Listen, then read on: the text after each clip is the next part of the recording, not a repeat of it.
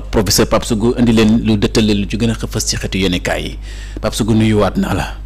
fay naa la jërëjëf Elmat. maa ngi lay ñu dem ci li ci yéenekaay yi. waaw ñu dem ci yéenekaay yi. waaw di ziyaaraat ñëpp mbokk internet yëpp di leen joxaat seen wàccuwaay bu baax a baax a baax a baax a baax. ayca direct news yu ñëw ñun ci enjeu de l'antécérie le grand oral de docteur Abdourahmane Diouf. waaw wax na de. l'État reste pleinement mobilisé pour répondre aux besoins des étudiants dans un esprit de justice sociale et de pacification durable de l'espace universitaire. ku ko wax docteur Abdourahmane Diouf. moo ko wax de.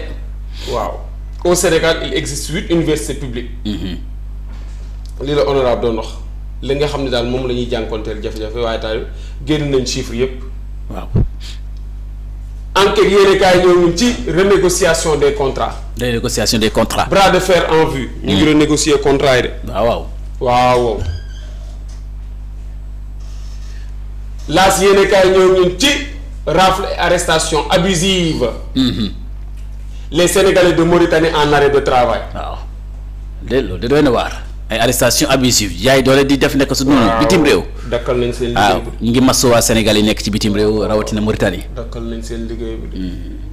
waaw. di masu bu baax suñu borom taxaw leen le plus rapidement possible. acca ñu dem ci xeetu yéenekaay yi. ayca les échos yéenekaay ñëw ñun ci bataille pour la mairie de la ville de Dakar. grosse manœuvre de part et d'autre. oui. Bassirou Samb ce qui est sûr c'est que le maire de Dakar ne sortira pas des rangs de Pastef. loolu la wax taxawu Sénégal nee na moom maire de Dakar du génn ci Pastef taxawu Sénégal apprécie la situation et en discute avec ses alliés ñoom ñu ngi wax ci alliés Aliou Tall proche de parti on ne commente pas les rumeurs mais le moment venu l'opposition se réunira pour voir comment y aller. nee na suñ ci doxee dem. waaw buñ tolloo. buñ ci tolloo. waaw. dañ xool opposition bi nan la ñuy dajee. Le Soleil yéenekaay ñëw ñun ci. échanges commerciaux. Dakar et Cotonou visent loin. diggante benn ak Dakar. waaw benn ak Dakar. fa ñuy xool sori na de. njiiti réew mi dem na fa. waaw muy dëgg. na fa de. ensuite bu ñu jógee ci xeetu yéenekaay Le Soleil ñëw ci beneen bi. l'évidence yéenekaay ñëw ci antécérie. waaw Abdourahmane Diouf dévoile un agenda ambitieux pour la transformation de l'enseignement supérieur. Abdourahmane daal mbébétam bi yëpp. waaw mooy jooyante enseignement supérieur. te muy dëgg. waaw. Libération ñëw ñun ci viol sur mineur attentat à la pudeur chantage menace de diffusion d'images obscènes à caractère pornographique. doy na waar. L'enquête accable le professeur prédateur de l'école Miroir de l'avenir. lii di Miroir de l'avenir fa xew. Miroir de l'avenir bii nag lan moo fa xew. nee na waa ji daf doon jéem a daw génn Sénégal mu ngi tudd Ibrahima Ba. mu ngi am ci lu toll ci fanweeri at ak ñaar. frontière Mauritanie lañ ko jàppee. ginnaaw nag bi mu amee ay jàmmaarloo ak brigade des mœurs ak de protection des mineurs de la. sûreté urbaine. mu ngi nii professeur d'anglais la woon. daf doon chanter loo élèves yi. waaw maanaam di leen def chantage ci ay notes pour tëdd ak ñoom élèves yu jigéen ñi. doy na waar waaye li jàmm la.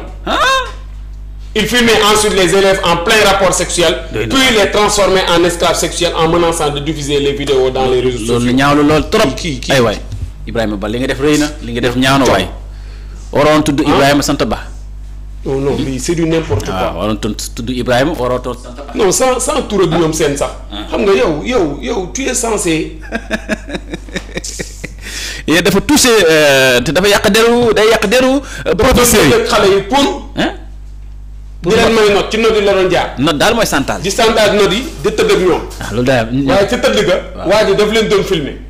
non xoolal ba pare bu leen doon filmer ba pare. da leen doon menacer ne daf koy dugal ci réseaux sociaux yi. xoolal ma loolu. jàngalekat yi. war nañ xoolaat li xew ci école yi. waaw. war nañ ci def audit de wala def ci enquête. dañoo mënta wax lépp rek. mais dafa jot ñu dénoncer ñenn ñi. dafa jot su ko waxati na de. te professeur de philosophie mooy wax. baax na moom xam naa am na ñoo xam ne moom bis bu ma leen jógalee gars yi nañu rek barki non c'est du n'importe quoi. boobu ba jël ay notes di ko jox élèves yi nii gratos.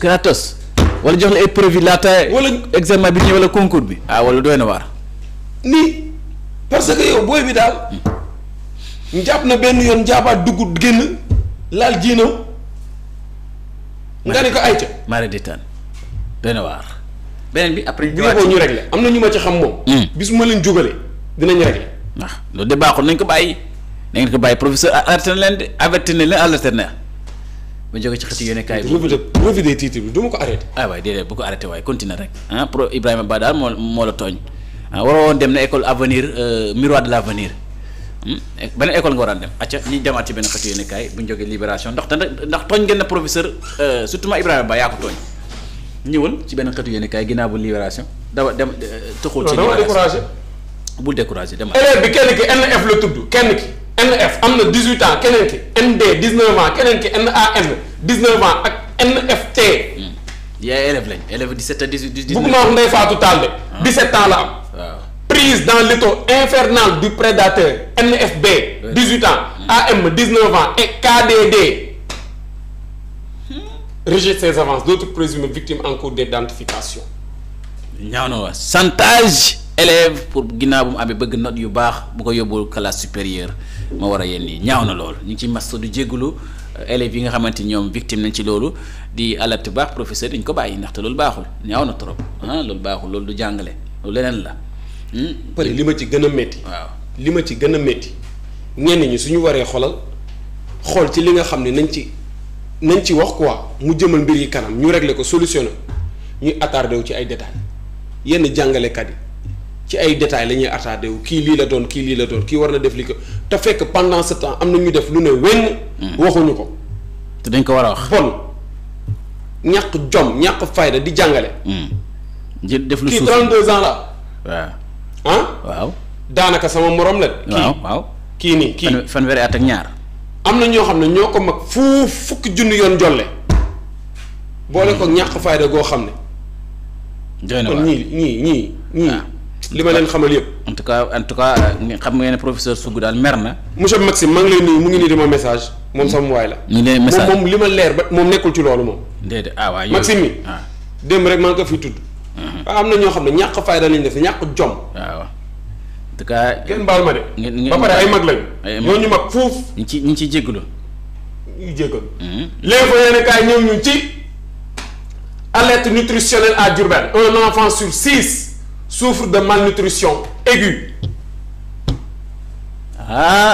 vidéo moom xam naa après naa ko daggulu estati ko. ñu estati ko de waaw si bi nga wax. li ma wax waaw xam na solo trop jàngalekat di ci bàyyi xel muy enseignant muy gars yi lekkuñu malnutrition. oh massa waay massa. lekk ak lekk bu baax. waaw métti na waay. wuute na de. waaw.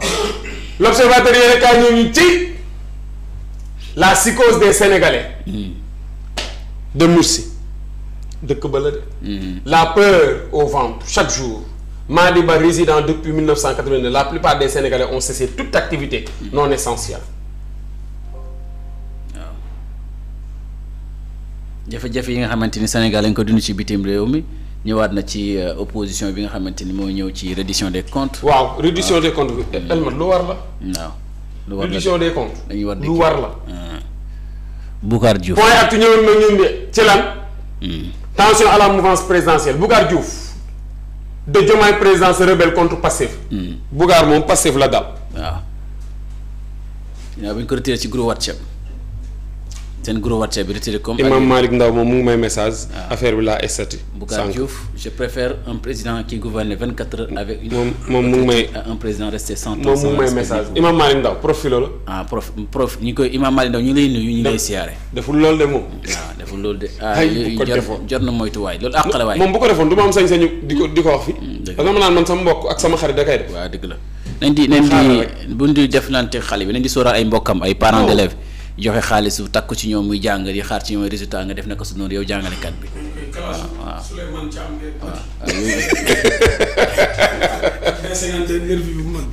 yooyu nañ ko bàyyi yooyu mara détail Ibrahima Mbaye bu mu amati waay. non continuel.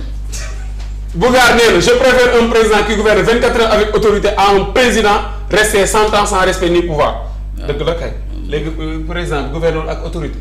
déplacement au Bénin Sonko a raccompagné Diomaye jusqu'à l'aéroport gunge na ko. loolu du nouvelle. source a ñëw ñu ci pour résoudre le problème de l'insertion des jeunes diplômés. Mouhamadou Madane Kane président de la STATUB dund lu bees par ailleurs ex-DG de la BICIS donne la recette il faut une réforme en profondeur du bac. mais yow rek de seen xalaat li ñuy joxe système éducatif bi nii. maa ngi koy wax sànq. dañ ko war a changer. war a changer de. il est temps de. mais dañ waaw day processus la war a laaj. Sud Quotidien ñoo ngi ci démarrage du BFM wax ko sànq 191 618 candidats à l'épreuve ñoom ñooy def ji BFM de ñoo ëpp ñuy def bac. ñuy def BFM yàlla may ndam ñëpp nag mën a ñëw amandoo. mais problème bi rek niveau la. Tribune yéeg na ba ca kaw après ses attaques contre Diomaye Bougar Diouf de Diomaye président accuse Sonko de vouloir prendre tous les pouvoirs. Bougar neen nag Sonko daa bëgg a jël pouvoir yëpp. waaw loolu moom bu fekkee nekk na moom lu ci yoonam moom faluñ ko Diomaye. en tout cas jox nañ ko pouvoir. waaw jox nañ ko Sonko yoonam ne aussi. Vox Populi ñëw ñu ci. en route vers la matérialisation de l'antisserie. l'enseignement supérieur. enseignement supérieur bi waaw. Le ministre Abdourahmane Diouf livre les effectifs et les coûts dans son secteur wax na nit ñi ña fa nekk ñaata lañu. waaye tamit alal ba nga xam ne moo fay dugg ñaata la. loolu it ca ñi dem. Walf Quotidien nee na dégradation de la note souveraine baisse du PIB et hausse de la dette clignotant au rouge affaire yaa ngay tàq rouge de rouge na de xonk na. yor yéen kaay ñëw ñun ci frémissement au sommet de l'État Sonko face aux écueils de la révolution patriotique état ba daal mu ngay yëngatu waaye nag Sonko nag mu ngi ci la nga xam ne moom la togg ba mu ñor. nan la koy yàqee. est-ce que day bàyyi ñeneen yàq ko yii ñu kii loolooy laaj ba elmat mbir yaa ngi noonu maa ngi nuyu Bijou mu ngi may message. Bijou mu ngi lay message na ñëw nag elmat. waaw mooy dëgg de na ñëw de. toog rek di xaar. tey plateau bi daa góor trop Bijou bu ñëwee fii. waaw nga toog nee sama wet. maay bëgg ci beneen chaise. ñu doxal muy dëgg. Bijou kay bu ñëwee damay dem. non foo jëm. Bijou man. suba la nga ñëw rek ñëwuma suba. Bijou damay bëgg toog di ko seetaan. te bàyyil di ñëw ay 7 heures. day ñëw 6 heures yàlla defal chifa. kii bàyyil di ñëw ay 7 heures Elmat yow kii doo ko jox demande d'explication. kii maa ebb mi. waaw ba nag man lu ma kii def loo. man yor laa bokk yor. kii nu tudd kii lu ma def loo rek li ma. seen émission bi daa am doole nag de. Pape Sow yor passé na foofu. sëñ Babacar Diop gëj naa ñëw de. waaw Babacar bu doon tey rek bëggoon na ñëw mu ne ko bul ñëw. non maa ko dàq tey. waaw moom yor bu ko neexee mu dàq des fois day nekk. tey benn kilifa laa indi. te benn kilifa nga indi de. benn kilifa doo ma joxoon Mansour demande d'explication. sëriñ bu mag ah. mu wax ma Mansour. am na lu mu war a defaral. Mansour am na lu war a defal. waaw doo ko joxoon demande d'explication. danaa la ko defalal ñi ngay gërëm bu baax professeur Pape Sougou ci revue de titre bi. waxal ci yor-yor excellente lecture ah. waxal ci yor-yor. maa ngi ñëw ci yor-yor bi mbokk yi ngeen xaar ma Iba Payne mooy xam nga émission fajaru moom star bi mooy El Hadji Ahmed Aïdara moom la ñuy déglu muy waxtaan ak réew mi mais yor-yor day commencer à partir de 11h dégg nga ma Iba Payne mooy le star bi moo indi chaque jour invité ak jigéen ñi mu koy accompagne da ko xaar à partir de 11h dana yëngal réew mi 11h yor-yor bu jeexee ñi ñëw xaar ñi ngi ñëw ci émission boobu di seen kàddu joxe sa xalaat. ndaxte internet yi ñu ngi ci bitim réew biir réew mi ñu yoxat seen xalaat da leen ko capté Salimata Diop beneen bi mbokk yi point actu man mi toog andi kàngaami ci réew mi le soir journaliste Moustapha Mbaye da leen ko xaar 20h tey nag mooy mercredi jubanti ñi am ñetti invité Serigne Niang Mass Mboup ak Saa Wolof. Saa Wolof ak